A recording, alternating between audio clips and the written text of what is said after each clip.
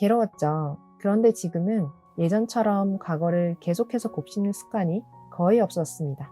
어떻게 거기서 빠져나왔을까요? 커피 한 잔과 함께하는 힐링의 시간, 알리샤의 서재입니다. 혹시 비프케 로렌츠 작가님의 장편 소설 당신의 과거를 지워드립니다 라는 책을 아시나요? 이 소설에서는 과거를 지워주는 기계가 나오는데요.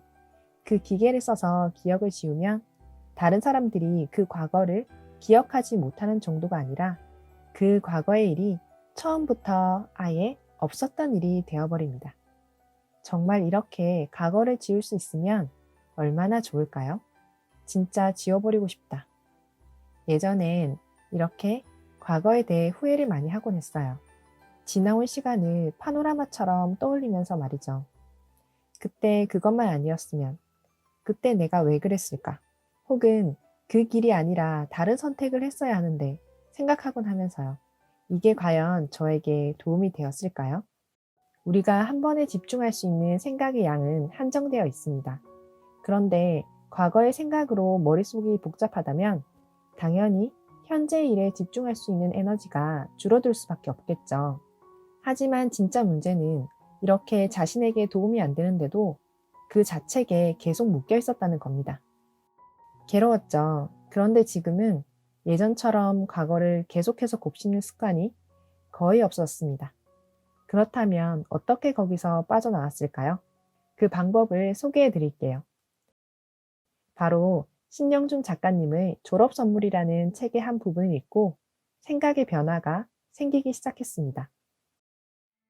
작가님이 대학생들에게 가장 많이 듣는 이야기가 본인이 어떤 선택을 해야 옳은지 모르겠으니 자신의 선택이 옳은지 판단해 달라는 것이라고 합니다.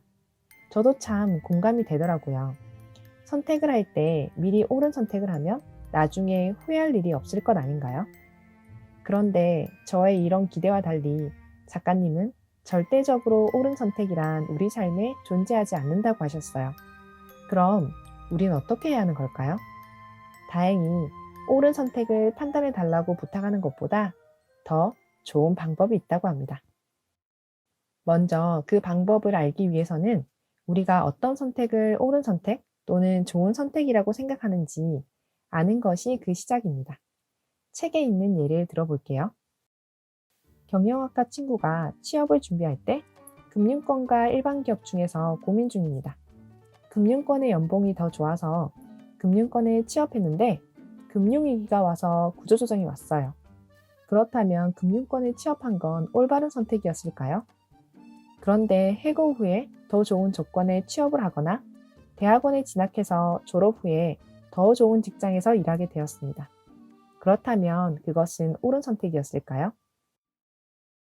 이를 비교해 보시면 우리가 무엇을 옳은 선택 혹은 좋은 선택이라고 판단하는지 느낌이 오시나요?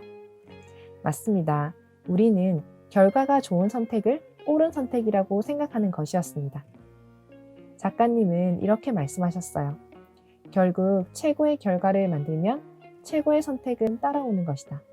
그래서 우리는 최선의 선택을 하기 위해 집중하기보다는 내가 선택한 결과를 더 좋은 방향으로 이끌고 가기 위해 부단히 노력해야 되는 것이다. 저는 이 부분을 읽고 무릎을 쳤습니다. 후회가 많은 이유는 지금 현재가 마음에 들지 않기 때문이었던 거죠.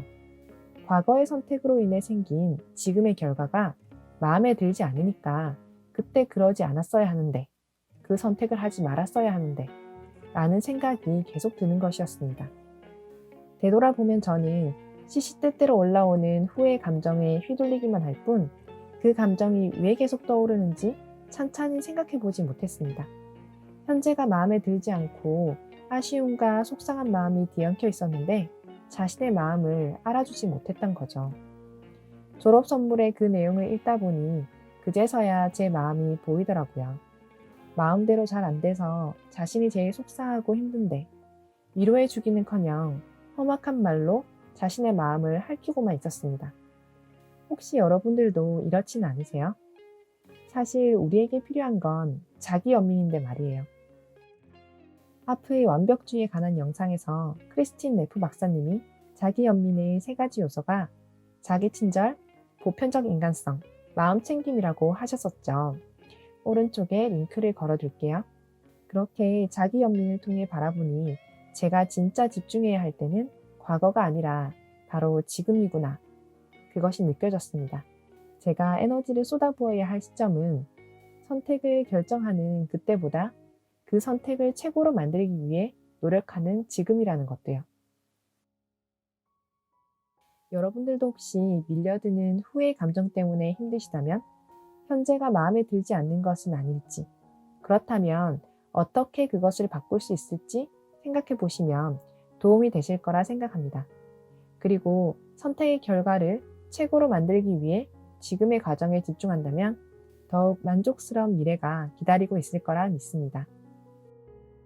영상을 보고 많은 도움이 되었다는 말씀들을 해주셔서 정말 감사합니다. 더 좋은 영상으로 찾아뵐 수 있도록 노력하겠습니다. 감사합니다.